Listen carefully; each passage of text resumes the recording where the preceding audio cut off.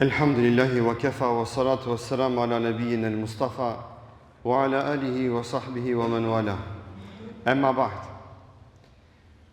Allahu Azza wa Jalla falënderojmë, salavatet dhe selamat Muhammed Mustafa sallallahu alaihi wasallam ja dërgojmë. Të nderuar, assalamu alaikum wa rahmatullahi wa barakatuh. Vazhdojmë me komentimin dhe shpjegimin e jetës së Muhamedit sallallahu alaihi wasallam, ku sot përmendim momentin kur i dërguari i Allahut hap dyert e Qabës, pasi që lutet në brendit të Qabës, i hap dyert dhe duke qenë në prag të dyerve të Qabës dhe duke u mbajt në dorëzat e Qabës, Muhamedi sallallahu alaihi wasallam del dhe mban fjalimin e parë pas lirimit të Mekës.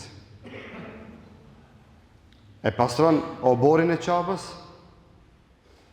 tavafi ku bëhet, pastron brendin e Qabës, pastaj del me një fjalim, me të cilin fjalim do të pastron edhe zemrat e mekelive nga njollat e shirkut dhe mosbesimit, dhe tha la ilaha illa Allahu wahda. Subhanallah. Tha nuk ka zot që meriton të adhurohet pas Allahut. Allah është i vetmi i cili meriton të adhurohet. Dhe me këtë fjalim u a bën me dije Muhamedi sallallahu alaihi wasallam, dhe nuk është e rastishme dhe është fort e ndërlidhur me momentin dhe çastin historik.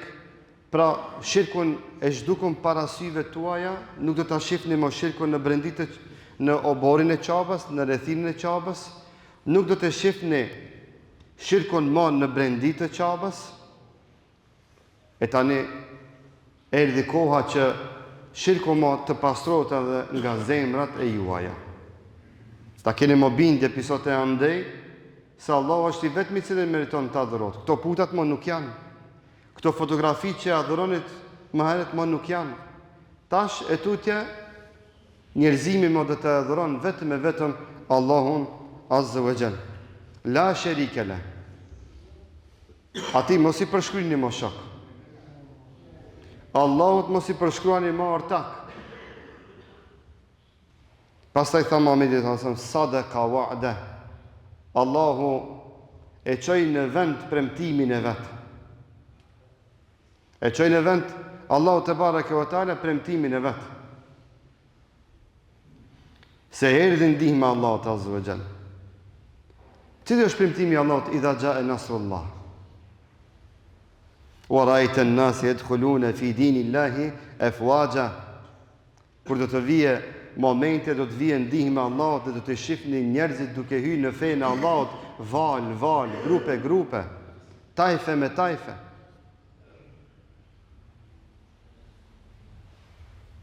Ky është premtimi i Allahut. Se Allahu ja premtoi Muhamedit sallallahu alaihi wasallam se do të vije ndihmë e Allahut, do të vije përkrahja e Allahut, dhe se Qabe e bekume do të çlirohet dhe do të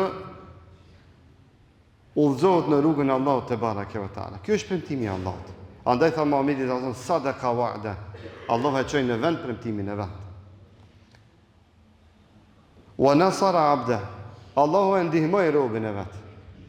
Kjo është këtu vjen në pyetje dhe modestia e Muhamedit sallallahu alaihi wasallam. Nuk tha Muhamedi sallallahu alaihi wasallam, kjo është aftësia jonë, kjo ndodhi se na jemi shumë të fortë, shumë të organizuar, kemi ardhur kaq numër i madh i ushtarëve, kemi strateg me vete. Jo, tha. Nasara abda. Allahu e ndihmoi robën e vet. Nuk tha nebijehu, po tha abdehu. Nuk tha Zoti e ndihmoi pejgamberin e vet, po tha Allahu e ndihmoi robën e vet. Që mos të lën asnjë hapësirë në fjalë apo në vepra që ndonjë sukses nga kjo e mirë historike që ndodhi në historinë e njerëzimit të ja atribon vetvetes. Tha unë jam rob. Sa që sahabët radiallahu anhum tregonin dhe përmendet në shumë transmetime se Muhamedi sallallahu alaihi wasallam aq poshtë dhe aq me modesti hyri në Mekë, sa që thuhet që mjekra e Muhamedit sallallahu alaihi wasallam e prek e barkun e tij. Do të aq poshtë që e mbaj ke kryt. I vi ke marrë me majt kryt nalt. I vi ke keq Muhamedit sallallahu alaihi wasallam me shpreh ndonjë krenari apo ndonjë guxim apo ndonjë gëzim me fjalë apo me vepër nga kjo që Allahu azza wa jalla ja mundsoi në këtë ditë të madhe që Allahu e çoi në vend premtimin e tij, se ndihma Allah do të vijë dhe se qabja e bekume do të çlirohet. Wa hazama al-ahzab wahdah. Tha dhe Allahu është ai i cili imposhti gjitha grupacionet. Nuk tha na imposhtëm gjitha grupacionet. Tha wa hazama al-ahzab wahdah. Ai Allahu imposhti vetvetiut gjitha grupacionet, gjitha rrymet, gjitha ushtrit që ishin kundra Islamit dhe muslimanëve. Allahu është ai i cili e bëri një gjë të tillë. Dhe sot e sot, kjo dua të dashur vëllezër bëhet në Safa dhe Merva. Kur bëjnë dua haxhilet apo umrexhit në Safa dhe Merva, pasi që e lexojnë ajetin kuranor inna Safa wal Marwa deri në fund, e lexojnë këtë dua. La ilaha illa Allahu wahdahu la sharika lah. La ilaha illa Allahu wahda. Sadaqa wa'da, anjaza wa'da, wa nasara 'abda, wa hazama al-ahzaba wahda. Sot e sot kjo dua ka mbet suneti pejgamberit sallallahu alaihi wasallam që të lexohet edhe në Safa dhe në Marwa. Kur i çem durt me bë dua në drejtim të Ka'bës, kjo dua ka mbet sunet mu këndu. Dhe ato që kanë qenë në umre apo në hax e dinë udhëhecit e tyre se këtë dua e bëjnë. Wa hazama al-ahzaba wahda. Dhe Allahu gjitha grupet dhe grupacionet i imposhti vetvetiu. Allahu vetë imposhti ata. Jo se na muslimanët ishim shumë të aftë, e shumë të shkallët, e shumë të fortë, jo. Shifeni, gjitha sukseset Muhamedi sallallahu alaihi wasallam ja përshkruan Allahut te bareke ve taala. Se gjitha këto kanë ndodhur me ndihmën e Allahut azza wa jall, dhe sa ai gjitha këto ju ka mundsu besimtarëve dhe imanlive. Ela kullu ma'tharatin aw malin aw damin fa huwa tahta qadami hatayn. Tha Muhamedi sallallahu alaihi wasallam tashmë kalon në fazën e hakut të njerëzve. Erdhi ndihma Allahut, u realizua çlirimi i Ka'bës, shtash se cili duhet me e ditë parasysh dhe tha Muhamedi sallallahu alaihi wasallam prej sot e tutje çdo kurth ose çdo dëmtim i mallit dhe çdo pasuri dhe çdo xhak është në sundimin tim. Është bile tekstualisht kur ta përkthem, është më nërkombët e mia. Në kuptimin e asaj që është në sundimin tim.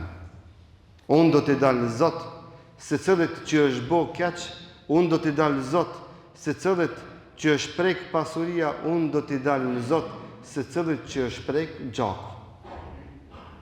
Kështu tha Muhamedi sallallahu alaihi wasallam. Gjitha këtyre do t'u dalu në Zot.